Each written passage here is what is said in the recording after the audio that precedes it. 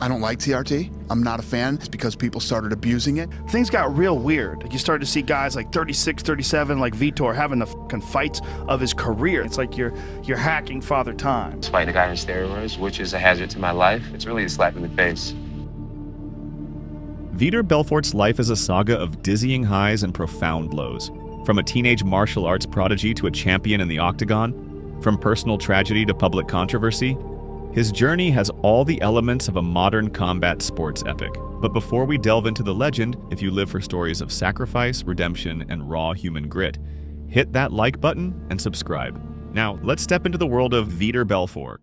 Born on April 1st, 1977 in Rio de Janeiro, Brazil, Vitor Belfort grew up with big dreams and fierce determination. But I had a vision. I said, MMA is going to be the biggest sport. I was 12. I said, Mom, I'm going to be a future champion. He started boxing at the age of 12 and earned a Brazilian Jiu-Jitsu black belt under the tutelage of the legendary Carlson Gracie. When I was 16 years old, I convinced Carlson to move to America. He discovered me when I was 15. He wanted to become my father. He wanted to adopt me as his son. I made his name famous here. By 17, the shy young Brazilian was training alongside seasoned fighters, sharpening skills that would soon shock the world. At just 19 years old, Belfort burst onto the mixed martial arts scene. He traveled to the US and scored a 12-second knockout in his first professional fight in Hawaii. My first fight in Hawaii was no rules. The only thing you cannot do is biting. When I first started training in 96, I started at Carlson Gracie's place. That was when Vitor fought for his first time. He fought John Hess in Hawaii, and he fucked John Hess up. An unheard of feat for a teenager facing a larger, heavier opponent. This explosive debut earned him an invitation to the Ultimate Fighting Championship. Then in 97, first time Vitor fought in the UFC was the first time I worked for the UFC. That was UFC 12. I'm down here, guys, with the Vitor Belfort contingency. They are anticipating a wipeout in the finals.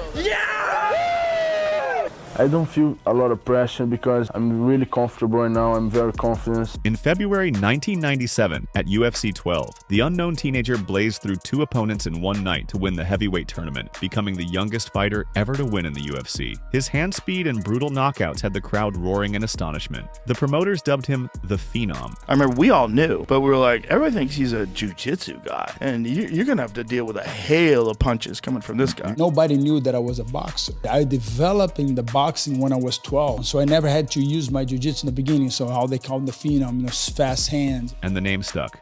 Belfort's early rise was meteoric. Months after his tournament win, Belfort faced the brawling powerhouse Tank Abbott at UFC 13. Tank Abbott, I really wanted to beat him so bad because he was a dickhead. In a ferocious 52-second blitz, Belfort overwhelmed Abbott with a relentless barrage of punches, and fans believed a new superstar had arrived. We feel that Vitor Belfort is the Tiger Woods, the Michael Jordan of this sport. We don't feel there's anybody that can beat him. But the fight game was about to teach the young phenom some harsh lessons. But before we dive into Vitor Belfort's battle with depression and steroid scandals, here's a quick word from our sponsor, Private Internet Access. In MMA, one wrong move can cost you everything. Same goes for your online life. A while back, I was traveling and couldn't watch a UFC fight night because of geo restrictions. That's when I started using private internet access, and I haven't looked back since. With PIA, I just switch my location and boom, full access to fights on ESPN Plus even when I'm abroad. You can even watch regional events or shows like Kingdom that aren't available in your country. Private internet access hides your IP address, encrypts your connection, and shields your data from hackers, nosy ISPs, and even government censors. And unlike other VPNs, they don't log anything. That's been proven in court and verified by a Deloitte audit. One subscription covers unlimited devices, so you can protect your whole team. And with 24/7 support and a 30-day money-back guarantee, PIA is your corner man in the online fight. By using my link in the description, you get 83% off, just $2.03 a month, plus 4 extra months free. Stay safe, stream more, and take control of your digital life with private internet access. The late 1990s saw Belfort tested against elite competition. In October 1997, he met UFC champion Randy Couture in a heavyweight contenders bout. I was sick. I didn't know I was sick. I had a huge worm. I was in the worst relationship of my life. Belfort was favored, but Couture smothered the striker with clinches and handed the 20-year-old his first defeat. People start putting your vanity, like you start thinking you're the man. You know, who is the man? You know, is the most prepared fighter. I remember I win, I was unbeatable. And then I was like on the top of the chain when I get my ass kicked by Randy Couture. That was when I transformed my losses in my lessons. He was fucking huge. His arms were gigantic, but he gassed out quick. That was early on, and there was no testing. There was nothing. Undeterred, Belfort continued fighting 2 more times in the UFC. He rebounded with a first-round armbar submission victory over Joe Charles at UFC Japan. Then he delivered a legendary 44-second blitz against Vanderlei Silva at UFC Brazil. Apparently, he was so scared of Vanderlei, he was terrified before that fight. He was like crying in the locker room, like did not want to fight Vanderlei, but just went out there and starched him in like 10 seconds. Chasing Silva across the cage with a relentless flurry of punches that became one of the most iconic finishes in UFC history. I created that punch they call the Phenom Blitz. Yeah. That's the highlight that never got beat up. From one side of the cage to the other side of the cage and shut his mouth because he was a big mouth. Oh my God. He was a bully, man. From there, Belfort continued fighting internationally in promotions like Japan's Pride Fighting Championship, where he notched wins but also suffered setbacks. Every victory kept his star burning. Every loss taught resilience. By the early 2000s, Belfort refocused and returned to the UFC, now competing at light heavyweight. On January 31st, 2004, after years of striving, he finally captured UFC gold. In a rematch with Randy Couture, an early punch grazed Couture's eye with the seam of Belfort's glove, forcing a doctor's stoppage due to a cut. It was an odd ending, but Belfort had achieved his dream. He was the UFC light heavyweight champion. The victory should have been a crowning moment. Yet, instead of celebration, tears streamed down the newly minted champion's face as he revealed in his post-fight interview that an unimaginable horror had struck his family that month. Just 3 weeks before that championship fight, on January 9th, 2004, Vitor's older sister, Priscila, had vanished without a trace. As soon as that thing happened, Dana White called me and said, you don't want to fight? We understand. I said, no, I'm going to fight. I don't know if my sister will ever come back. And I will have another problem because this is my work. I got married 3 weeks later. She was 29, working at a municipal office in Rio de Janeiro, when she went to lunch and never returned. Yeah, I was trying to blame God. At the end of the day, I say, that's his fault. When you don't have nobody to blame, who are you going to blame? God. God is the last person to be blamed. No ransom note ever came. Despite exhaustive searches and investigations hinting at a kidnapping plot involving drug dealers, Priscila was never found. I was angry, I was bitter, I was questioning, oh, why me, why this happened, what I did wrong, why my sister? In August 2007, a suspect even confessed to participating in her abduction and claimed Priscila had been killed over a small drug debt. But her body was never recovered. We hear a story that more than 20 guys raped her and killed her. That night in 2004, the UFC audience saw not just a triumphant fighter, but a grieving brother dedicating a belt to a missing sister. And I want to dedicate this fight for my sister and for my wife. I just got married. The contrast was heart-wrenching. I fought, I won. But when I came back, I didn't know how to grieve. I tried to become this tough man that can keep going. I went through a depression. In the months that followed, Belfort's reign was short-lived. He lost the title back to Couture in their third encounter later in 2004. A subsequent decision loss to Tito Ortiz in early 2005 marked the end of that UFC chapter. My career went sink bottom. I didn't want to sign with UFC. I just got out. I was very depressed. I was just trying to become fighting for money. I just become lost. Belfort once again sought fresh starts overseas, fighting in Pride and Strikeforce. I lost my identity. My marriage was going horrible. I was in a deep depression. And I mean, if you are depressed, if you have anxiety, you know what I'm talking about. Because when you're in it, it's like you don't see the end. And I want solution for my pain. I want medicine.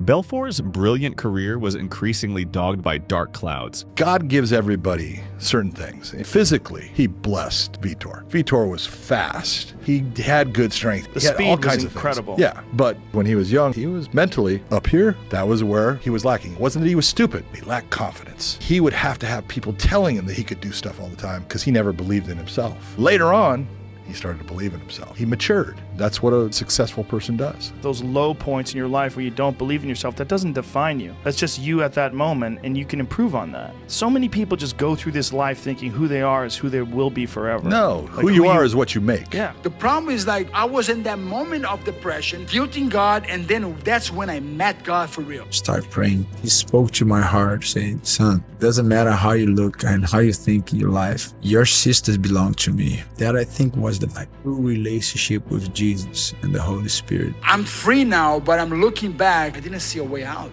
You have to learn how to reinvent yourself. In October 2006, after a Pride bout in Las Vegas, Belfort tested positive for an illegal anabolic agent, 4-hydroxytestosterone. The Nevada State Athletic Commission suspended him for 9 months. Belfort protested that he had unknowingly taken a contaminated supplement recommended by a doctor for a recovery from injury, but the stain of that steroid test would linger, sowing doubt in the minds of many.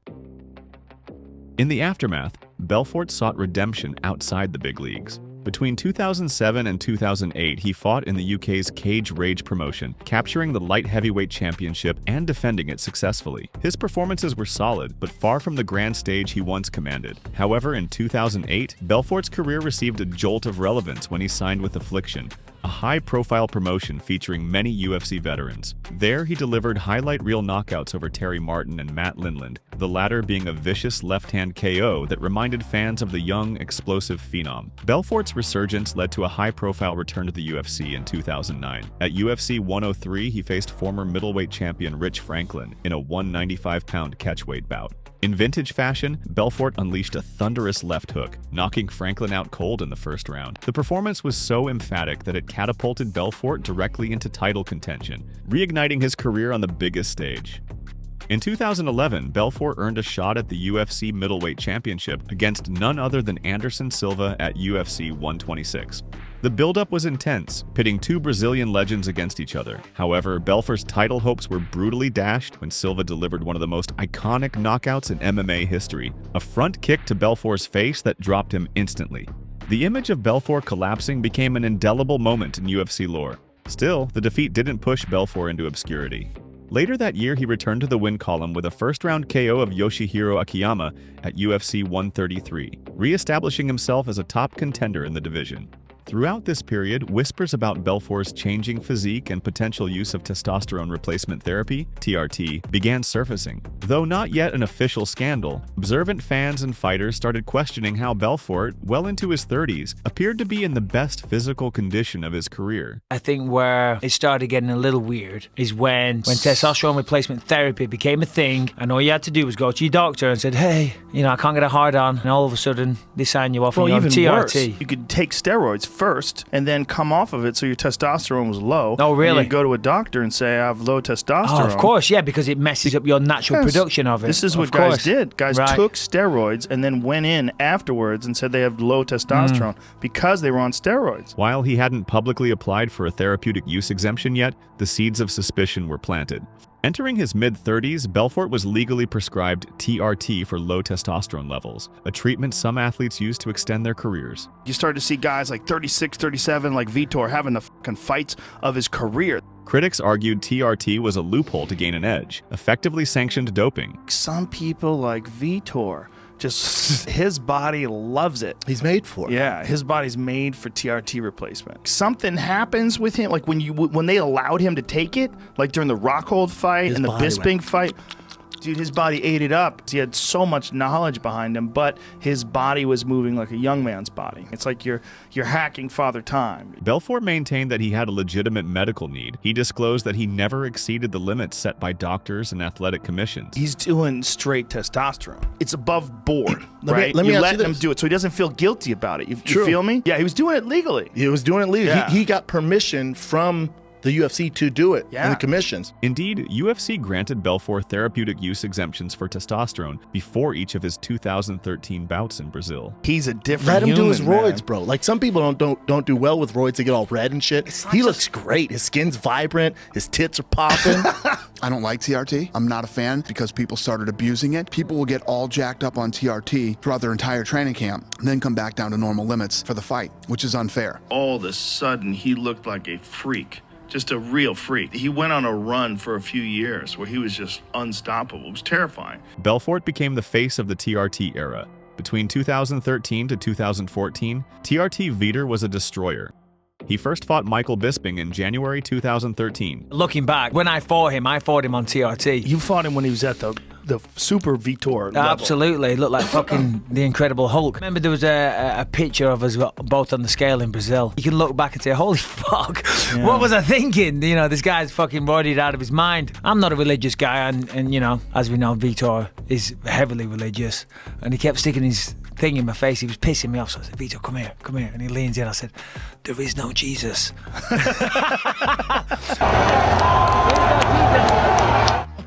Probably wasn't the best thing to say to a juiced up TRT Vitor. My emotion was simple. And when he said that word, Jesus wasn't real. He was just feeding the lion that is inside of me. I couldn't spin, I couldn't kick him there, so I'll wait for the next day.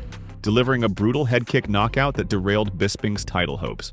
And Bisping is opened up and in all sorts of trouble. That'll do it. Me getting dropped with a head kick in the second round. Maybe that was God thwarting me. Who knows? So it turns out that kick to the head from Vitor, that would soon become my worst nightmare. Vitor Belfort, juiced out of his mind, kicked me in the head, detached a retina, then it redetached, then I got glaucoma, just one thing after. Vitor Belfort then faced Luke Rockhold in May. Luke Rockhold saw him at the weigh-ins, and he was like, my first thought was, what the is this guy on? Kicked me in the head, too. Yeah, no, it was at that same time. All the fights were in Brazil. When you get down there and you start facing, you start feeling like this fucking energy of this guy is just juiced out of his gills. You're like, you cannot feel good about that. Devastating Luke Rockhold with a spinning head kick. Capping off the year by finishing Dan Henderson with a thunderous uppercut. Vitor Belfort has done it again! By the end of 2013, Belfort was on a terrifying 3-fight knockout streak. But how do you not respect what this guy has done? Listen, Vitor lifted him off his feet and knocked him out. His leg was shaking. Dan Henderson's leg was shaking. Vitor is getting a title shot. I'm blown away by Vitor. Still, many in the MMA community were skeptical. Former opponents openly questioned how a past steroid offender could be allowed on TRT. The Nevada Commission was hesitant too. Its director at the time doubted Belfort would ever be approved for TRT in Nevada. Vitor Belfort is not fighting in Brazil because he can get away with something down there. That's ridiculous. First of all, we wouldn't do that for anybody. We would never put together a situation where a fighter has an advantage over another fighter. The issue came to a head in early 2014. In February of that year, Belfort was in Las Vegas when the NSAC ordered a random drug test. He lives in Brazil, and they had tested him one time when he was in the United States, and he was off the charts. And so then it started this controversy, and then ultimately they got rid of testosterone use exemptions. The results showed his testosterone level was well above the therapeutic range. I mean, when he showed up in Nevada, the thing that was bad about that is he showed up and they're like, you're on testosterone? Yeah, I'm on testosterone. I mean, everybody knew it. You shouldn't have come to Nevada till you were off it. I'm so glad TRT is gone. Days later, on February 27, 2014, Nevada regulators voted unanimously to ban TRT usage altogether. Dana perhaps stated our commitment best when he said, "We believe our athletes should compete based on their natural abilities and on an even playing field." Belfort immediately discontinued TRT and withdrew from a planned title fight, acknowledging that the era of sanctioned hormone therapy was over. The TRT-Vitor debate became the biggest scandal in MMA until another revelation emerged. The story begins with UFC 152, held on September 22, 2012. That night, Belfort challenged John Bones Jones for the UFC Light Heavyweight Championship.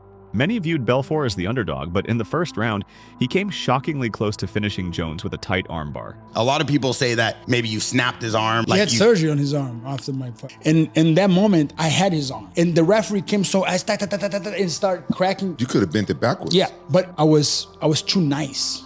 I let it go. So you didn't want to. That could have ended his career. Yes. So I see. Oh really? Oh, yeah. You could arm break like that. Yeah, it's hard to come back from that. Jones escaped, rallied, and eventually submitted Belfort in the fourth round. The fight became an instant classic, but behind the scenes, a disturbing truth was quietly buried. In 2015, years after the bout, leaked documents revealed that Belfort had returned elevated testosterone levels in a pre-fight drug test leading up to UFC 152. His levels were reportedly above the therapeutic threshold, raising serious questions about why the fight was allowed to proceed. Despite the flagged results, the UFC allegedly kept the information hidden, choosing not to disclose it to Jones or the Athletic Commission. Did you feel that night in Toronto that he was on something? His age and where he's at in his career, I remember at the weigh-ins, I looked at his abs, and I'm like, dude, I'm like several years younger than you, and you look way tighter than me. Everybody's always speculated Vitor for being on steroids, but to know that they put me in there with him, knowing that he was on there, it's really a slap in the face. Journalist Josh Gross from Deadspin reported that the UFC had known about Belfort's flagged results, but still sanctioned the bout without informing Jones, a move critics described as reckless and unethical. Let's talk about a recent article by the website Deadspin alleging that you tested for high levels of testosterone prior to your UFC 152 fight with John Jones. What is your reaction to these accusations? I was starting my treatment and I had approval of my doctor and with the UFC. So they need someone to step into that fight. I offer myself. I share all my exams with them. And when it went public, I think, everything got approval, To tell you the truth, I don't know anything to say, The Belfort-Jones controversy became a landmark case in MMA ethics, raising questions not just about fighters, but also about promotions prioritizing business over safety. It remains one of the sport's most infamous hidden positives. They let the fight go on, knowing that I was fighting a guy on steroids, which is a hazard to my life. So, all gets back to what I was saying about just the power of the UFC and this athletic commission. And eventually something needs to be done about it. We would never put together a situation where a fighter has an advantage over another fighter. The aftermath tarnished Belfort's legacy for some. He became a polarizing figure, celebrated for his highlight reel knockouts, yet vilified by rivals as a cheater who relied on chemical enhancement. When I was taking it and I was doing TRT, I was very reasonable. I didn't hide for anyone. Everybody knew it. Belfort himself later admitted the transition off TRT was difficult but necessary. But what you don't hear is a fighter who comes off of it and then he still competes very well. Was it a hard transition to do that? Yeah, it wasn't easy because, I still need the treatment. I wish I could have had the treatment, but it's banned for my sport. And of course, I think the reason that I got too much hit because I was devastating the young generation. He underwent additional testing to prove he was clean by mid-2014. I had a medical issue, and I'm glad that no more, no more TRT. So now Victor is ready to conquer what is Vitor. I'm looking to justify myself by hard work, ethic, living, true. I've been testing 7 times. Everything's clear. Nonetheless, the moniker TRT Vitor would stick in the public consciousness. Even as the controversies swirled, Belfort fought on and remained a top contender. In 2015, he finally got another shot at the UFC middleweight title, this time against the new champion, Chris Weidman. If you look at Vitor when I fought him, he looked like a cross between a powerlifting champion and the Incredible Hulk. When he stepped in against Chris Weidman, he looked like somebody's out-of-shape, middle-aged man, a dad that went to the gym once a week. I have no respect for that guy whatsoever. I think he's a piece of shit.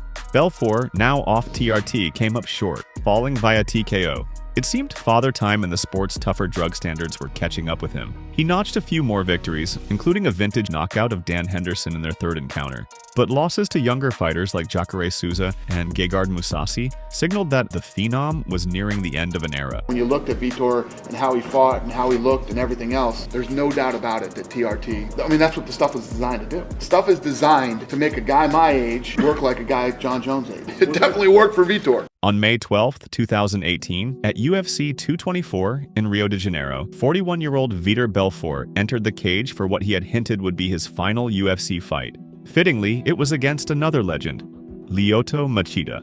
For one round, the two veterans battled cautiously. Then, early in the second, Machida delivered a sudden, spectacular front kick, the very technique that Anderson Silva had famously used to knock out Belfort years before. The kick landed flush and Belfort was knocked out cold. It was a brutal full-circle moment. After regaining consciousness, Belfort removed his gloves and placed them on the canvas, the traditional symbol of retirement. In the post-fight interview, voice quavering but dignified, he addressed fans and fellow fighters one last time. It's been a long ride, and I think, life is about beginning, middle, and end, and I think I come to the end, and I'm leaving my glove here. I want to congratulate you on an historic career. Your future is in the UFC Hall of Fame, and someday we look forward to your induction. Let the Phenom hear it one final time! Vitor Belfort! With those words, Vitor Belfort officially announced his retirement from the UFC. After 22 years of professional competition, his record stood at 26 wins, 14 losses, and 1 no contest. The crowd in Rio applauded the Brazilian icon, honoring a fighter who had given them so many unforgettable moments. Stepping away from the UFC did not mean stepping away from competition or the spotlight.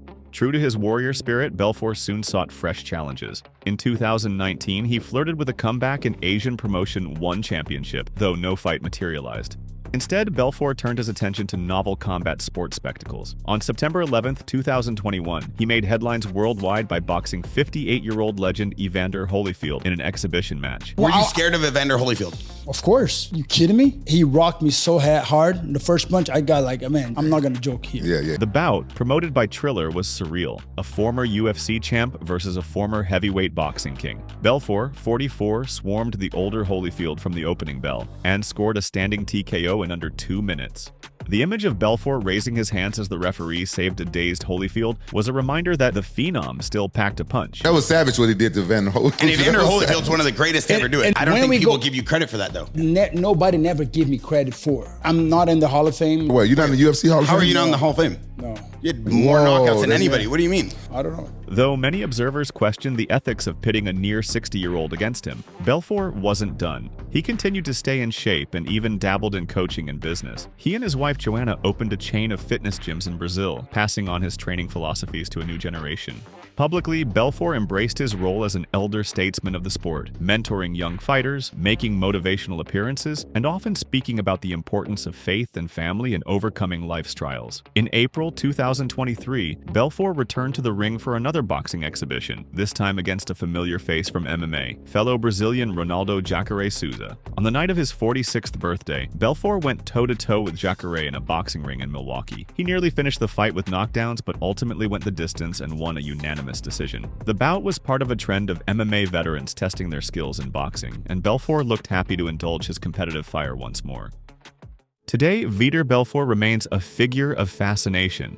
He is a man who has literally fought through adversity, in the ring and in life. His story is a study in contrast, a fearless fighter whose hardest battles were outside the cage, an elite athlete whose pursuit of longevity veered into scandal, a devoted family man carrying an unhealed wound, and a national hero who's also one of MMA's most controversial sons. In 2025, the UFC recognized his impact by announcing Vitor Belfort's induction into the Hall of Fame.